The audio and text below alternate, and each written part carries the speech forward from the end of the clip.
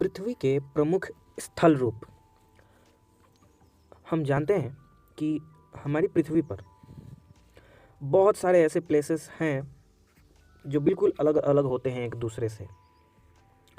जैसे कि हम कहीं देखते हैं तो पर्वत पहाड़ हमें दिखता है, कहीं देखते हैं तो हरी हरी घासें दिखती हैं, कहीं देखते हैं तो सिर्फ हमें पत्थर चट्टानें दिखती हैं, और कहीं कहीं देखते हैं तो हमें रेत, पानी यानी कि समुद्र, ऐसी चीज़ें दिखती हैं। तो पृथ्वी पर सभी जगह की स्थल जो है ये एक जैसे नहीं है, बल्कि पृथ्वी पर अलग अलग जगहों पर उनका रूप, उनकी पृथ्वी की बनावट जो है, सतह की बनावट अलग अलग है। चलिए हम इसके बारे में देखते हैं, पृथ्वी के प्रमुख स्थल के रूप के बारे में पढ़ते हैं।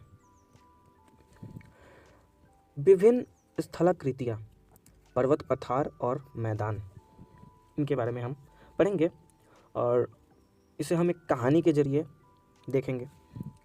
चलिए शुरू करते हैं। पटना जंक्शन पर गरीब रथ जो है, ये एक ट्रेन का नाम है जिसका नाम ही है गरीब रथ। ठीक, गरीब रथ ट्रेन एक्सप्रेस दिल्ली की ओर जाने के लिए तैयार खड़ी थी।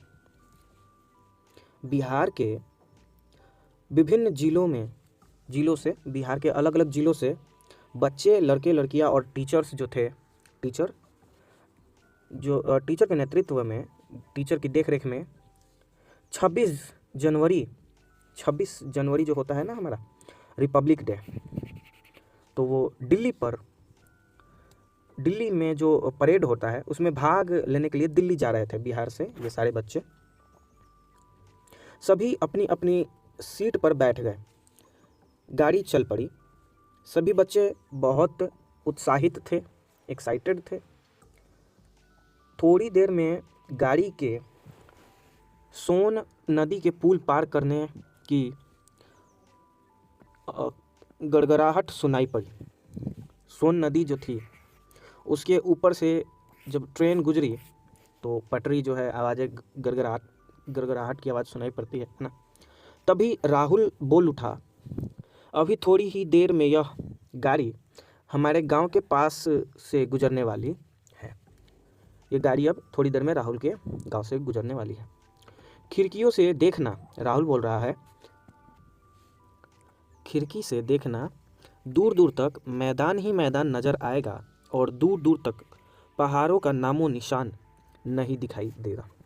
राहुल बोला कि खिड़की से, रेलगाड़ी की खिड़की से निकलकर देखना, तुमको दूर दूर तक मैदान यानी कि कुछ हरे भरे क्षेत्र, ऐसे जो यहाँ पर आप देख सकते हैं, है ना, हरे भरे क्षेत्र, पेड़ पौधे, खेत ही दिखेंगे। पहाड़ का दूर दूर तक नामो निशान नहीं मिलेगा आपको, सिर्फ खेत, हरी भरी जंगलें, खेत ही दिखाई देंगी, है ना। बीच में दखल देते हुए मनोज बोल उठा। मनोज वहीं पर बैठा था, वो बीच में दखल देते हुए बोला, हमारे वाल्मीकि नगर जो मनोज का गांव होगा, वो बोला कि हमारे वाल्मीकि नगर में तो घने जंगल और पहाड़ दिखाई पड़ते हैं, है ना।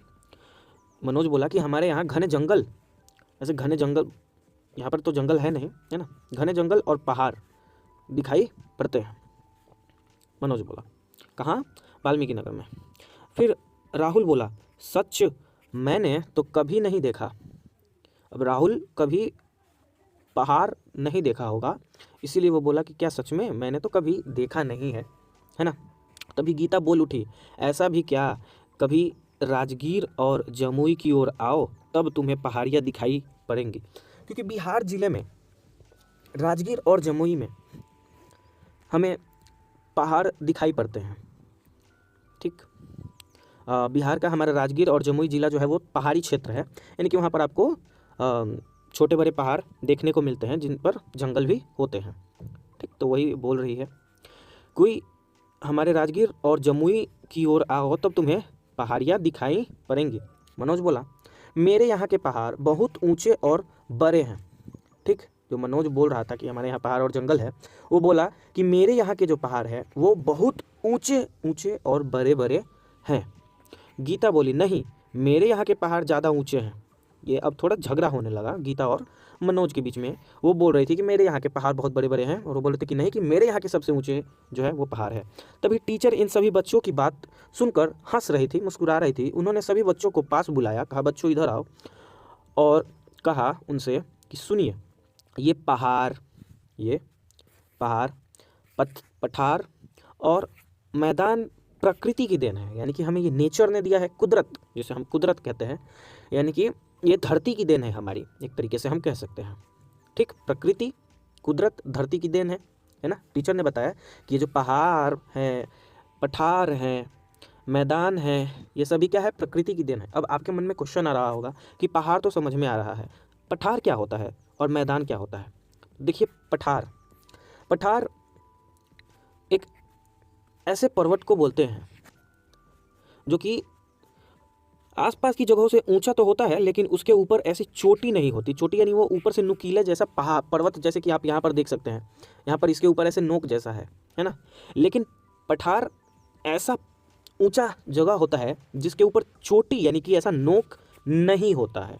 ठीक, ये ऊपर से क्या होता है, ऐसे सपाट होता है, यानी कि बराबर होता है, जिस पर आप रह सकते हैं, घर वगैरह बना सकते हैं। ठीक, ये आप देख सकते हैं, ऐसे होता है हमारा पठारी क्षेत्र। ठीक, अब देखिए हम यहाँ पर आते हैं, इसके पठार के बिल्कुल ऊपर का जो ये क्षेत्र है, ये आप देख सकते हैं एकदम शंकु की तरह है ना, ऐसे कोने की तरह। तो क्या आप इस पर अपना घर बना पाएंगे ऐसे? बिल्कुल नहीं बना पाएंगे, है ना। लेकिन बात की जाए पठार पर, तो पठार पर ये जो हिस्सा है, आप देख सकते हैं कि ये, मान लो कि ये गांव है और ये एक ऊंचा जगह है गांव से, यहाँ पर कुछ लोग रहते हैं। ठीक, यहाँ पर कुछ लोग रहते हैं, ये एक छोटा सा गांव है। ठीक, और ये एक उस गांव से एक ऊंची जगह है जिस पर और दूसरे लोग भी रहते हैं, और यहाँ पर घर बना हुआ है ना।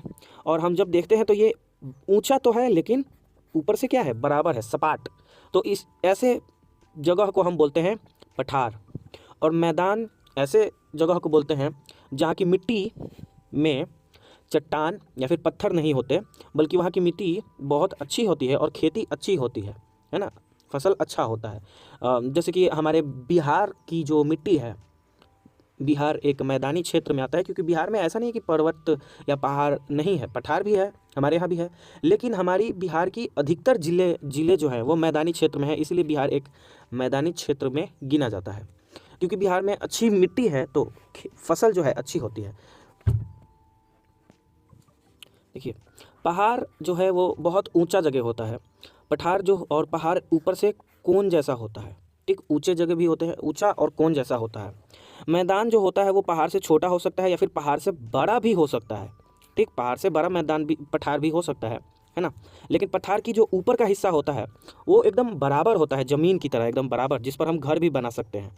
ठीक, मैदान जो हिस्सा होता है, मैदानी हिस्सा यानी मैदान, वो पठार और पहाड़ से बिल्कुल नीचे होता है, और ये समुद्र और सागर के जो पानी का लेवल होता है ना, ये लगभग उससे बराबर या फिर उससे थोड़ा ऊंचा होता है ना। और पठार और पहाड़ के जो क्षेत्र होते हैं वो समुद्र की जो ये लेवल है समुद्र के पानी का, जैसे कि आप यहाँ पर देख सकते हैं, यहाँ पर सागर लिखा हुआ है और ये पानी का लेवल है ना। अब देखो कि मैदानी क्षेत्र जो होता है ये इसके बराबर लेवल का या फिर इससे थोड़ा ऊंचा हो सकता है, लेकिन पठार इस लेवल से ऊंचे और पहाड़ उससे और ज़्यादा भी ऊंचे होते हैं। चलिए, टीचर ने राहुल से पूछा, राहुल आप बताइए, आपके गांव में भूमि यानी कि ज़मीन कैसी है, लोग क्या क्या करते हैं और कैसे रहते हैं, कहाँ रहते हैं, क्या खाते हैं, है ना। फिर राहुल बोला अपने टीचर को बताते हुए कि हमारे गांव में दूर दूर तक समतल भूमि यानी कि बराबर ज़मीन, जैसे कि आप यहाँ पर इस इमेज में देख सकते हैं, एकदम बराबर ज़मीन है ना, थोड़ा बहुत ऊंचा नीचा चलता है, बराबर ज़मीन यानी कि समतल ज़मीन यानी कि भूमि है, ना कहीं अधिक ऊंचा और ना कहीं अधिक नीचा है। इसमें लोग धान, गेहूँ, चना, ईख और अनेक फसल जो है उगाते हैं। नदी और तालाब भी हमारे गांव में हैं। कृषि यानी कि खेती के कार्य के लिए यानी खेती के काम के लिए लोग वर्षा यानी कि बारिश पर आधारित हैं, यानी कि खेतों में पानी के लिए लोग बारिश का इस्तेमाल करते हैं या बारिश पर आश्रित रहते हैं। बरसात के दिनों में पानी खेतों में रुक जाता है, जब बारिश होती है तो सारा पानी खेतों में इकट्ठा हो जाता है ना। सिंचाई यानी कि खेत में जो फसल होते हैं उनमें पानी पटाना ही सिंचाई कहलाता है। ठीक, तो सिंचाई के लिए वर्षा का जल का भंडारण, आहर यानी कि नाहर जिसे हम कहते हैं, यानी कि फसलों में खेतों में पानी देने के लिए जो बारिश का पानी होता है उसको नहर में इकट्ठा कर लिया जाता है।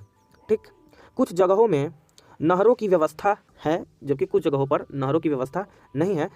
ठीक, नदियों में बांध बनाकर भी, नदी जो होती है वहाँ पर डैम यानी कि बांध बना दिया जाता है और पानी को रोक दिया जाता है और खेतों तक पहुँचाया जाता है। ठीक, नदियों में बांध बनाकर पानी खेतों तक पहुँचाया जाता है।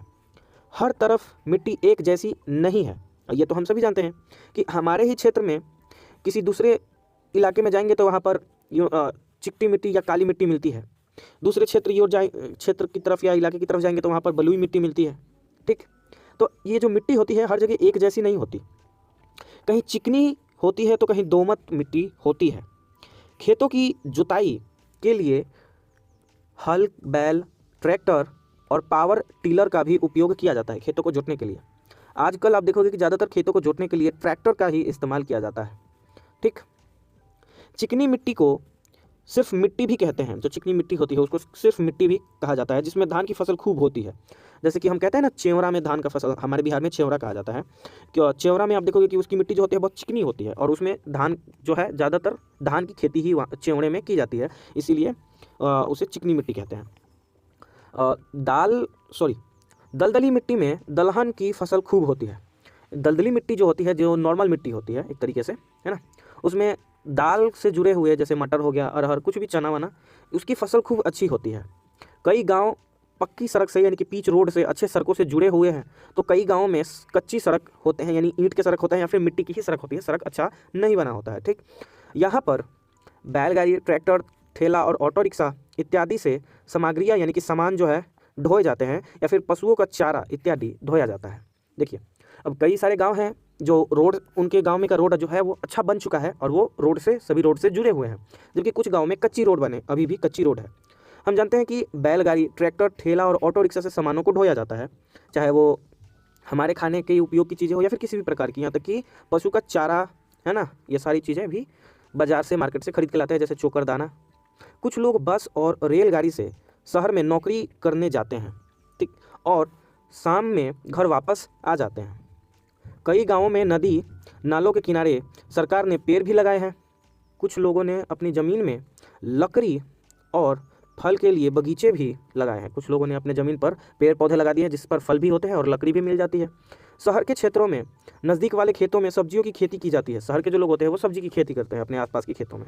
साथ ही घरों के नज़दीक वाली ज़मीन पर कुछ किसान सब्जियां भी उगाते हैं जिनकी बाज़ार में अच्छी मांग होती है, लोग खरीदते हैं अच्छे दामों पर। ठीक, रहने के लिए पक्की सड़क, पक्की मकान, खाने में भात, रोटी, दाल, सब्जी, दूध, दही, सत्तू, चिवड़ा, चना, बहुत सी ऐसी चीज़ें जो है हमारे बिहार में खाई जाती है। और यही सब राहुल अपने गांव के बारे में बता रहा था जब उसके टीचर ने उससे पूछा था।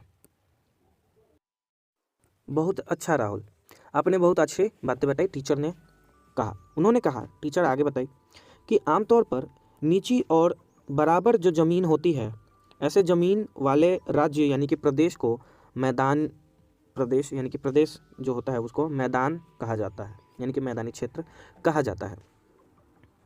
हमारा बिहार भी एक मैदानी प्रदेश है। मैदान की सबसे बड़ी विशेषता यह है कि यह समुद्र से ऊंचा या नीचा हो सकता है, लेकिन अपने आसपास के यानी कि समीपवर्ती पठार यानी कि आसपास के पठार और पर्वत से ऊंचा नहीं हो सकता।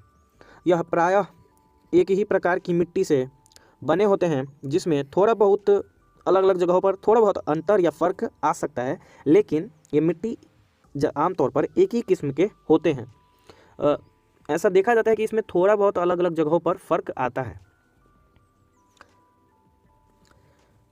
चलिए देखते हैं, जो समुद्र का जल होता है, ये है एक हमारी एक भूमि।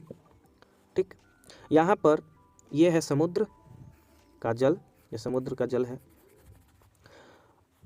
और ये एक गांव है, और उसके बाद एक दूसरा इलाका है जो थोड़ा इससे ऊंचा है, और उसके बाद एक पर्वत है। ठीक, अब हम देखते हैं कि जो समुद्र का पानी है वो इस इलाके में तो कहीं भी आ जा सकता है, लेकिन क्या समुद्र का पानी इस इलाके में पहुंच सकता है? क्या वो ऐसे हवा में उड़कर जा सकता है समुद्र का पानी, या फिर क्या वो पर्वत पर ऐसे जा सकता है? बिल्कुल नहीं। तो हम जो ऐसे क्षेत्र यानी कि ऐसा गांव या जगह जो समुद्र के पानी के लेवल से थोड़ा हल्का नीचे या फिर हल्का ऊपर या फिर बीच में, ठीक, हल्का फुल्का ऊपर नीचे या फिर बराबर चलता है ना, पानी जो है वो ये उस गांव में नहर के द्वारा या नदी बनाकर भेज सकते हैं, ठीक, और पानी नदी के द्वारा या फिर नहर के द्वारा पानी उस इलाके में फ्लो करता है, बहता है, जिस वजह से वहाँ की मिट्टी जो होती है नम होती है और उपजाऊ होती है, फसल अच्छी होती है। वहाँ की मिट्टी जो होती है एक मतलब अच्छे किस्म की मिट्टी बन जाती है फसल को उपजाने के लिए। लेकिन अब बात करते हैं ऐसा क्षेत्र जो कि समुद्र के लेवल से बहुत ऊंचा होता है, जैसे कि मान लो कि ये 100 मीटर ऊंचा, 100 नहीं 500 मीटर ले लेते हैं, 500 मीटर ऊंचा ये क्षेत्र है। यहाँ पर समुद्र का पानी नहीं पहुँच सकता, तो यहाँ पर फसल जो है या फिर खेती जो है उतनी अच्छी नहीं होगी, यहाँ की मिट्टी जो होगी उतनी उपजाऊ नहीं होगी, और प्लस में यहाँ पर जीवन यापन करना भी बहुत ज़्यादा कठिन होगा, क्योंकि यहाँ पर सड़कें बनाना बहुत मुश्किल होंगी, है ना, घर बनाना थोड़ा पॉसिबल तो है ना, बिजली पहुँचाना, पानी पहुँचाना, ये सारी चीज़ें पहुँचाने में वहाँ पर तकलीफ़ होंगी। तो मैदानी क्षेत्र जो है वो समुद्र के जल के लेवल से ऊपर या फिर थोड़ा नीचे हो सकता है, लेकिन ये अपने आसपास के पहाड़ों से या पठारों से हमेशा नीचे ही होता है। जैसे कि आप इस नक्शे में देख सकते हैं कि ये वाला जो क्षेत्र है और ये वाला जो ये सब क्षेत्र जो हरे हरे रंग में आपको दिख रहा है, ये वाला मत लीजिएगा, कश्मीर वाला नहीं, ठीक। ये हल्के हरे रंग में जो आपको इलाके जो भी कलर करके दिखाए गए हैं, थोड़े यहाँ पर भी है ना, ये समुद्र के लेवल के बराबर हैं, इसीलिए यहाँ से नदियाँ जो है फ्लो कर सकती हैं, ठीक, यानी कि नदियों का पानी बह सकता है और समुद्र में आ सकता है या फिर यहाँ से समुद्र में जा सकता है। इस वजह से यहाँ की इन इलाकों की जो मिट्टी होती है वो बहुत उपजाऊ होती है और फसल जो होता है वो बहुत अच्छा होता है, यहाँ पर खेती बहुत अच्छी होती है।